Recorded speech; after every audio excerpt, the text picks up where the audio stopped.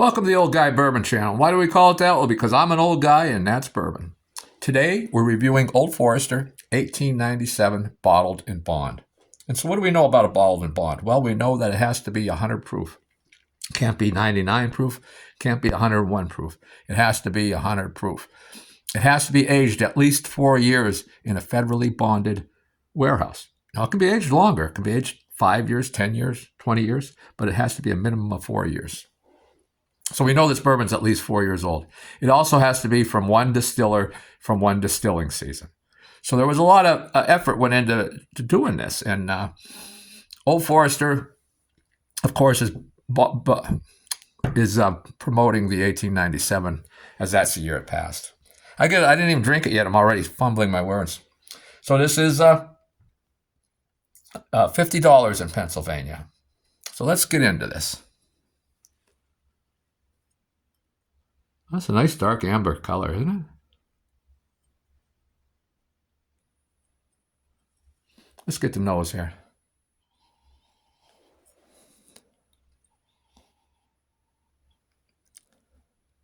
It's got a pleasant nose, not a really pungent nose, not really strong, but very pleasant.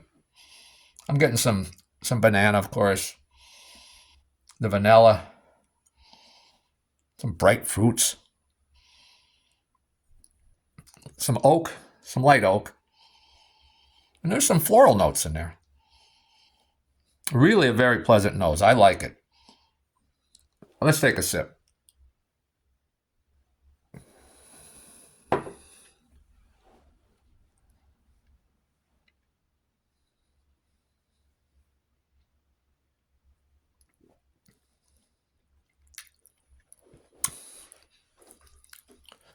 Now, this is the first sip of the day.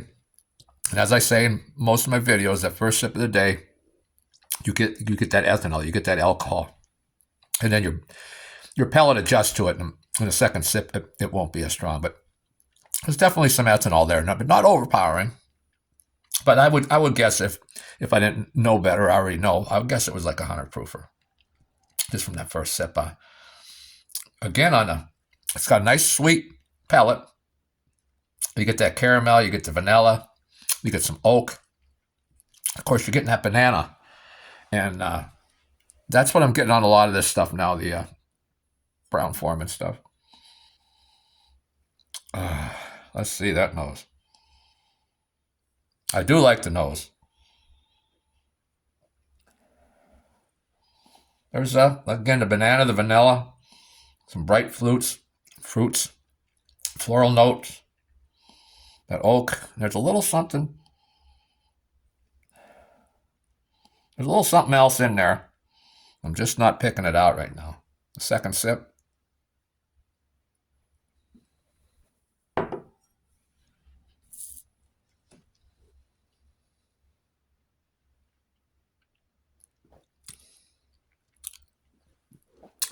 There is a nice sweetness there.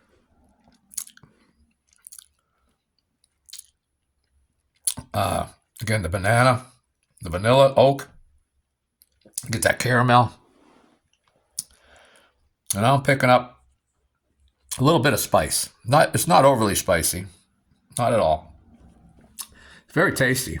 This is so much better than the 1870. At least the bottle of 1870 that I have. This is a big improvement over that. And this is only, I think, $7 more. That was the 1870 was 43 here in PA, and this one's 50. So for $7, I'd have to go back to the 1870, but this is a huge improvement from my what memory serves.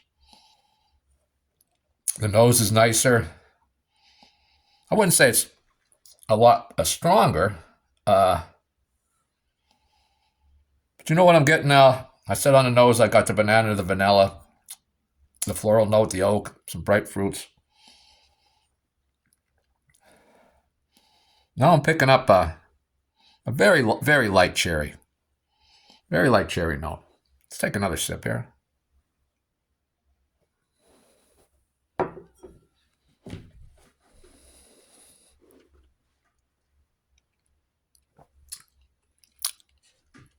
Now, that ethanol went away. I mean, it's still present, but it now, it's much lighter, much more balanced.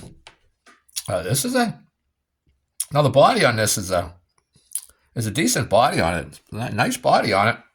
It's pretty well balanced, I would say. Get the sweetness, that caramel, the oak, the vanilla, the banana. I was hoping to pick up a little of that cherry on the palate, which I'm not doing. But we'll do one more sip for the road here, huh? On the nose. Now that I said the cherry, I can pick that out.